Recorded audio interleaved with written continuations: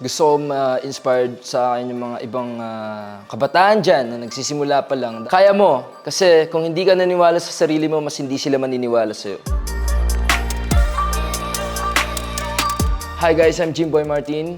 I'm a dancer, content creator, and an actor.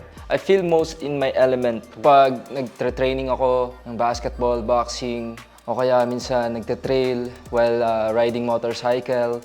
Sa gym, syempre, para rin maliwanagan yung isip natin. Nafe-feel ko kasi yung freedom. Mas nafe-feel ko yung sarili ko pag ginagawa ko yung mga ganung bagay. Maraming epekto sa pagkatao ko yun. At syempre sa trabaho natin, di ba? Kasi sa pang-araw-araw natin, kailangan natin maging healthy. Healthy yung mind natin, healthy yung katawan natin. Pag healthy tayo, mas nagagawa natin ng mas maayos yung trabaho natin. Kailangan natin gawin yung mga physical activities natin. More on mental health din natin yun. May mga challenges tayong nararanasan, may mga obstacles tayong kailangan pagdaanan. At saka, yun yung pinaka-exciting part about life. Kasi kapag wala yung mga yun, hindi natin mararating kung sino tayo ngayon. Kasi hindi tayo mag-stick dito lang eh. Kailangan natin mag-improve, mag-upgrade, mag-level up, i-evolve mo yung sarili mo. Kapag walang challenges or failure, hindi ka maging successful sa mga goals mo. I believe na the mind is powerful. What you think you become.